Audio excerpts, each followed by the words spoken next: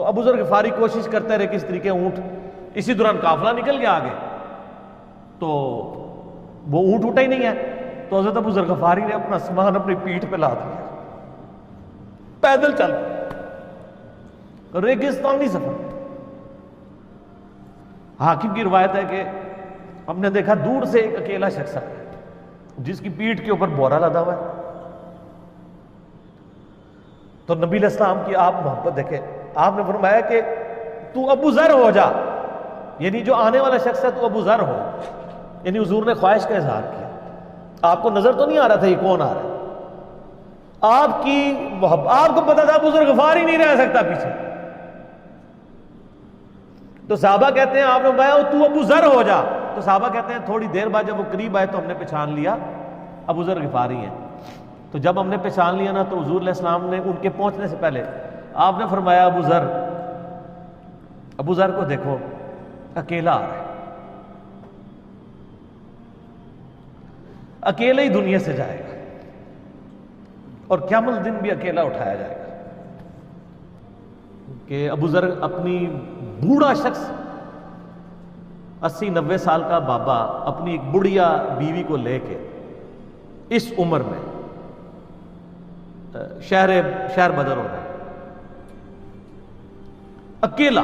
آج نہیں آپ سوچ سکتے کسی جگہ آپ اکیلے جا کے پڑاؤ کریں، کسی بیابان کے اندر، ریگستان کے اندر۔ اس زمانے میں آپ سوچ رہے، آج کل بھی آپ مدینہ شریف کے گرد چلے جائیں تو آپ وہاں نہیں ایک رات نہیں گزار سکتے۔ تو کوئی شخص حضرت ابو ذر غفاری کو سی آف کرنا نہیں آیا سوائے حضرت علی کے، اور وہ بھی مدینے کی باؤنڈری تک آئے۔ ان کو پتا تھا ان کے سٹانس کے بارے میں، اور حضرت علی نے ان کو جب سی آف کیا تو کہا کہ میں چونکہ حکمران وقت کی اطاعت کا پابند ہوں، میں مدینے کی باؤنڈری سے باہر نہیں جاؤں گا۔ اگر مجھے کوئی اس طرح کا یعنی حکم اجازت مل جاتی تو میں تیرے ساتھ جاتا۔ ایران والوں نے حضرت علی علیہ السلام کے زندگی کے آخری 10 سال کے اوپر ایک فلم بنائی ہے، امام علی علیہ السلام۔ اس میں ابو ذر غفاری کے سارے واقعات انہوں نے فلمائے ہیں، سر دیکھنے والے جب مولا علی چھوڑنے آتے ہیں، پھر جو ان کی ڈیبیٹس ہوتی ہیں مدینہ شریف میں لوگوں کے ساتھ، وہ ساری انہوں نے ویڈیو میں فلما دی۔ پھر یہ چلے گئے وہاں پہ رہنے شروع ہو گئے۔ اب اس حدیث کی طرف واپس آ جائیں جو فرمایا آپ علیہ السلام نے اکیلے ہی مرے گا۔ تو ابو ذر غفاری، اس حاکم کی روایت میں آتا ہے ابو ذر غفاری کی موت کا وقت قریب آ گیا، صرف بیوی ہے پاس۔ بیوی نے رونا شروع کر دیا کہ حضرت آپ فوت ہو گئے، آپ کو کفن کون دے گا، آپ کو غسل کون دے گا، آپ کو دفنائے گا کون، میں عورت ذات کیا کر سکتی ہوں۔ حضرت ابو ذر نے کہا کہ نبی علیہ السلام سے میں نے سنا تھا کہ تو اکیلا مرے گا، پھر مسلمانوں کا ایک قافلہ وہاں سے گزرے گا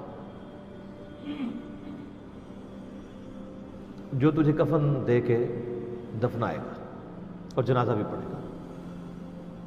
تو نے فکر نہیں کرنی، جب میں مر جاؤں تو میری لاش کو چوراہے پہ رکھ دینا، گزرگاہ پہ، جو یعنی مدینہ کی طرف راستہ آتا تھا گاؤں ایریا سے گزر کے،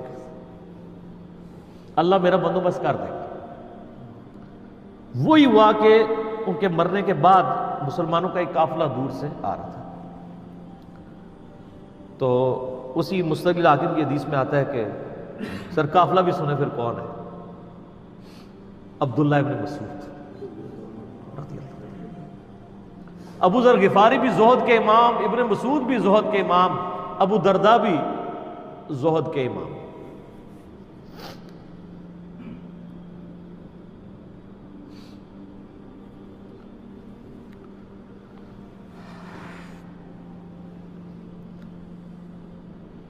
ابن مسعود رضی اللہ تعالیٰ عنہ جب وہاں پہ رکے، ان کو تو نہیں پتا تھا یہ کون ہے،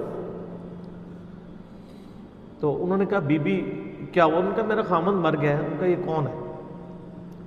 تو انہوں نے کہا ابو ذر غفاری۔ عبداللہ ابن مسعود کی چیخ نکل گئی، چیخ ماری انہوں نے، ان کا واہ اللہ کے نبی نے فرمایا تھا کہ ابو ذر اکیلا آ رہا ہے تبوک کے موقع پہ، دنیا سے بھی اکیلا جائے گا اور قیامت الدن بھی اکیلا اٹھایا جائے گا۔ یعنی اب اسی سرزمین سے ہی اس نے اٹھنا ہے نا، ہر بندے نے اپنی قبر سے اٹھنا ہے، یعنی وہ مسلمانوں کے قبرستان میں بھی دفن نہیں۔ ایک یہ جو مزار کی رٹ لگائے پھرتے ہیں، میں ان سے پوچھتا ہوں تمہارے بابوں کی کیا اوقات ہے؟ ابو ذر غفاری کا مزار دکھاؤ کدھر ہے؟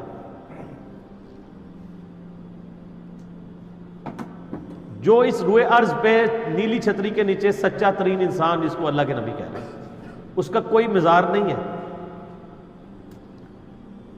غریب المتنی میں مرا ہے، اس کی قبر بھی ایسی جگہ ہے جہاں مسلمانوں کے پاس قبریں بھی کوئی نہیں ہے، ایک ریگستان میں اکیلی قبر ہے، اس قبر کا بھی کسی کو نہیں پتا، اس پہ کوئی مزار بھی نہیں ہے، اور قیامت الدین بھی اکیلا اٹھایا جائے گا، یعنی قیامت تک وہاں پہ کوئی قبرستان بھی نہیں بنے گا۔